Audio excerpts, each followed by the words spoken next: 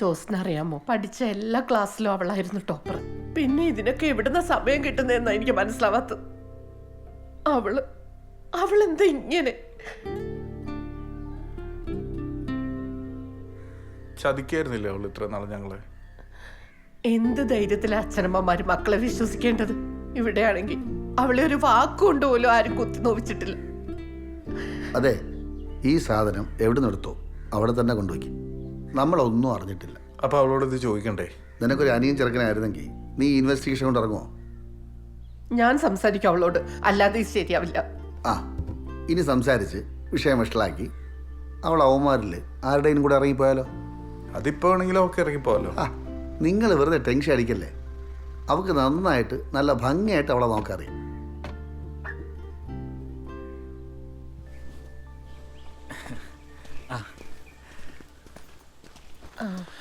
അയ്യോ, ഞങ്ങൾ ഇൻസ്പെക്ഷനൊന്നും വന്നല്ല കേട്ടോ.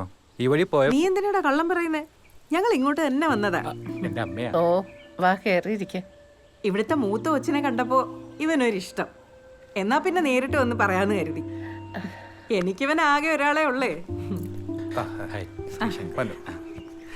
എനിക്കന്ന് ആളെ ആദ്യമായിട്ട് ഇവിടെ വെച്ച് കണ്ടപ്പോ തന്നെ ഒരു ഈ ലവ് അറ്റ് ഫസ്റ്റ് സൈറ്റ് എന്നൊക്കെ പറയില്ലേ. അയ്യോ, മീരയുടെ കല്യാണം ഉറപ്പിച്ചു.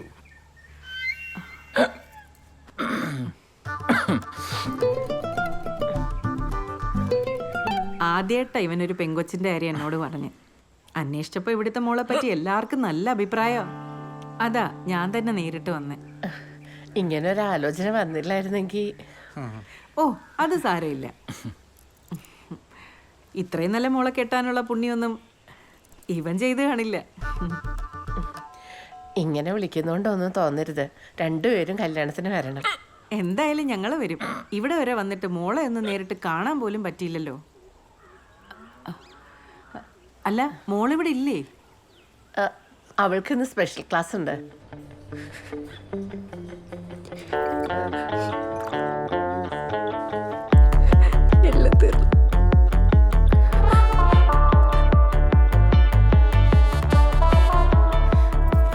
വിഷ്ണുവേട്ടാ, നമ്മുടെ റിലേഷൻഷിപ്പ് വീട്ടിൽ ഏട്ടൻ അറിഞ്ഞു വിഷ്ണുവേട്ടാ?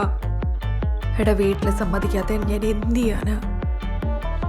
എന്നെ കൊണ്ട് പറ്റുന്ന രീതിയിലൊക്കെ ഞാൻ ശ്രമിച്ചു നോക്കി. മനുവേട്ടൻ അങ്ങേക്ക് ദേഷ്യം വന്നാൽ മുന്നും പിന്നും നോക്കാത്ത ഒരാളാ. വിഷ്ണുവേട്ടൻ കണ്ട കൈയും കാലം തല്ലിയൊടിക്കുന്ന എന്നോട് പറഞ്ഞേക്കുന്നത്. എന്റെ വിഷ്ണുവേട്ടൻ എന്തെങ്കിലും പറ്റി എന്നെ കൂടി സഹിക്കാൻ പറ്റുമെന്ന് തോന്നുന്നുണ്ടോ?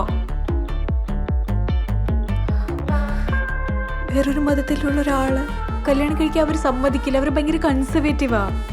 വിഷ്ണുവേട്ടൻ എന്നെക്കാൾ നല്ല പെണ്ണിനെ കിട്ടും. അത് കിട്ടുമായിരിക്കും. പക്ഷെ മീരയ്ക്ക് എന്നേക്കാൾ നല്ല ചെക്കനെ കിട്ടൂ? ഒരിക്കലുമില്ല. ഇപ്പൊ എനിക്ക് നിനക്ക് ഒരു വാക്ക് മാത്രമേ തരാൻ കഴിയൂ. വേറൊരു ജന്മം ഉണ്ടെങ്കിൽ ഞാൻ നിന്റെ മാത്രമായിരിക്കും. ഏത് ജന്മം? എനിക്കങ്ങനെ ഒരുപാട് ജന്മങ്ങളിലൊന്നും വിശ്വാസം ഉണ്ടേട്ടാ. തിരിഞ്ഞു നോക്കില്ല ഞാൻ. മനസ്സിലെന്ന് സ്നേഹിക്കുന്ന ചിരിച്ചുകൊണ്ടിരിക്കുന്ന ഒരു അൻവറിന്റെ മുഖമുണ്ട്. എനിക്കത് മതി. ഇനി അങ്ങോട്ട് സ്വന്തം പെങ്ങളെ പോലെ കാണണം.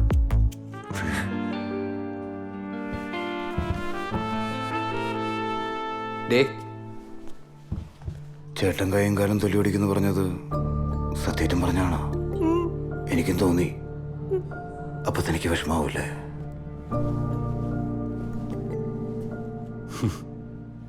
നിന്റെ കല്യാണം ഉറപ്പിച്ചല്ലേ? ഞാൻ അറിഞ്ഞു.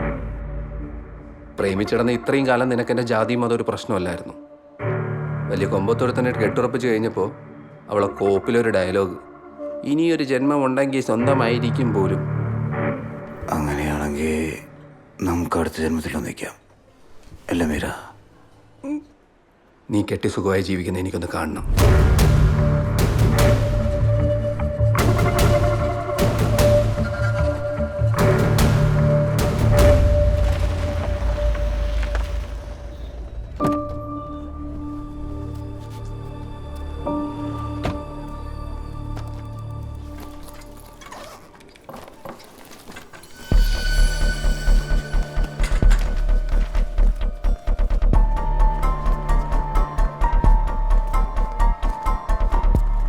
ആ, നമുക്കങ്ങ് മാറിയേക്കാം.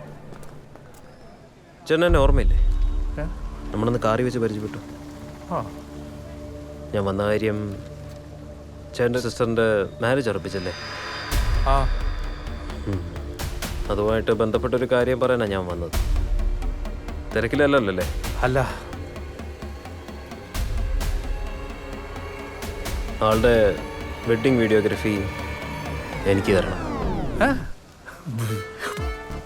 Disco Disney.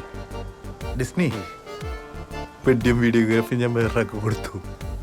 ഓ, കൊടുത്തല്ലേ? സാരമില്ല, അതില്ലേലും കല്യാണത്തിന് ഞാൻ വരാം. വരും. വരണമല്ലോ. പടാ.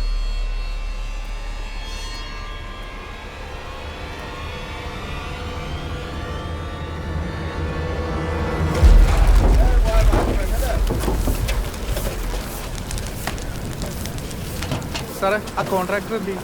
അയാൾ അവിടെ ഉണ്ട്, ഇപ്പോൾ വരും. അല്ല, അയാളോട് പറയണം ഈ തൂപ്പ് കിട്ടുമ്പോൾ നാട്ടുകാരുടെ അടുത്ത് ചോദിച്ചിട്ട് വേണം ചെയ്യാൻ. ഇത് നിറച്ചിട്ടുള്ള സാറേ, ഇവിടെ എല്ലാം മൊത്തം അടിക്കാം. ഇതുവാണേ ഒരുപാട് പറഞ്ഞ കാര്യത്തിൽ ഓക്കെ സാറേ.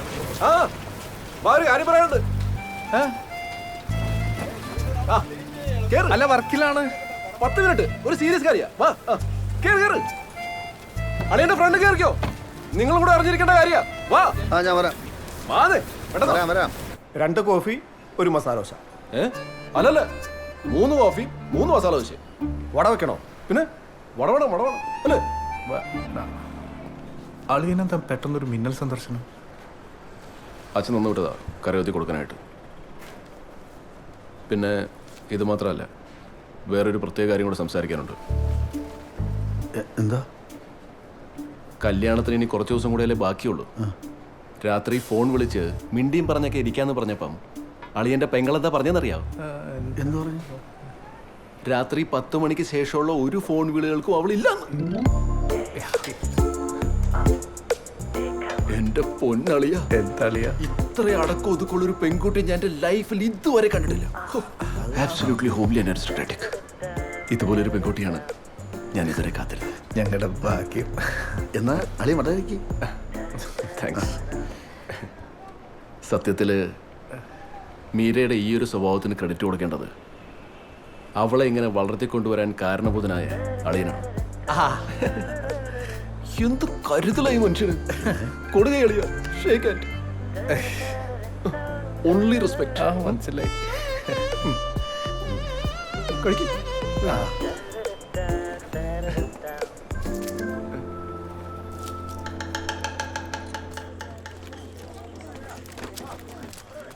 ഓ, ഇത് കഴിഞ്ഞില്ലേ? അയ്യോ, ഞാൻ തിന്നുമല്ല.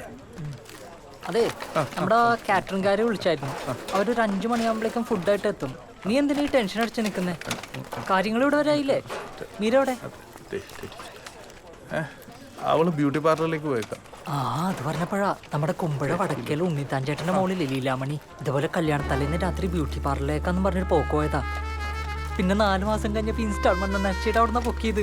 മനോജിനെ അറിയാം, മനോജിന്റെ ലൈനായിരുന്നു. നടന്ന കാര്യമൊന്നും പറയണ്ട. നാട്ടിലെ പല പെങ്കൊച്ചുങ്ങൾ അങ്ങനെ പോവായിരിക്കും. നമ്മുടെ മീര കൊച്ചു അങ്ങനെ പോത്തിരുന്ന് ഉറപ്പല്ലേ? ആ, ഉറപ്പല്ലേ? ഉറപ്പല്ല.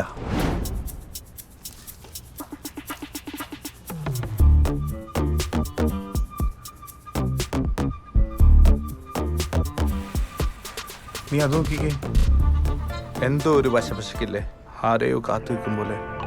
നീ ടെൻഷൻ അടിക്കല്ലേ? അവൾ ഇറങ്ങി വരട്ടെ, നമുക്ക് വെയിറ്റ് ചെയ്യാ. ആ, അവള് വന്ന്.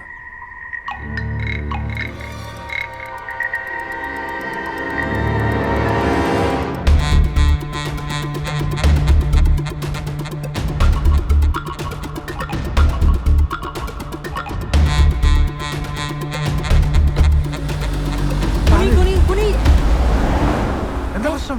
അവര് അതിനവർക്ക് നമ്മളറിയില്ലോ. അത് ശരിയാണല്ലോ. നീ പഴുന്നേക്കാവോ? ആ, പിന്നെ എഴുന്നേക്കാതെ. മീര മീര നിങ്ങളെന്താ ഇവിടെ? പറഞ്ഞോ. എന്നെ പിക്ക് ചെയ്യാൻ വന്നാണോ? ഞാനിങ്ങ് വന്നേനല്ലോ. വേണ്ട, പോവാം, കേറ്.